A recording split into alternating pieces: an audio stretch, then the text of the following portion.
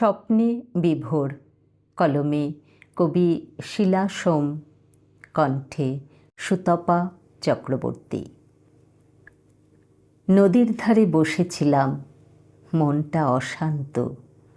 দায়িত্বভার নিতে নিতে আমি এখন ক্লান্ত। হাওয়ায় ভেসে এলো এক ছোট্ট চিরকুট। দেখলাম তাতে লেখা, পাঠালাম চাও বিস্কুট। এদিক ওদিক তাকাচ্ছি, তখনই এক ছেলে কেটলি হাতে এগিয়ে এসে দিল যে চা ঢেলে। শুধালাম কে পাঠিয়েছে, নেই কোনো উত্তর। দুটো বিস্কুট হাতে দিয়েই পালালো অতঃপর।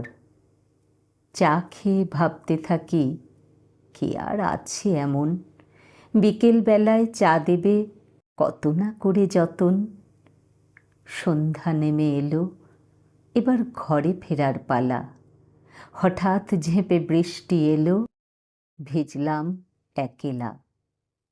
উড়ে এলো উড়ো চিঠি, পড়ল এসে মোর হাতে। বয়স হয়েছে, ভিজো না, নেই আমি যে সাথে। কে যে এসে মাথার পরে তুলল ধরে ছাতা, বলল সব কিছুতে যেন আমার মাথা ব্যথা। পলক ফেলতেই দেখি দাঁড়িয়ে একা আমি, মাথার উপর ছাতা, মনে হয় খুব দামি। কাউকে কোথাও দেখছি না, অবাক চোখে চাই। কানে কানে বলল বাতাস, আমি আছি সদাই। মাথার পরে নীলাকাশ, উঠেছে সন্ধ্যা তারা। কোথায় যেন হারিয়ে গেলাম, হয়ে আত্মহারা। গলাটা বড় চেনা চেনা, ভাঙল ঘুমের ঘোর।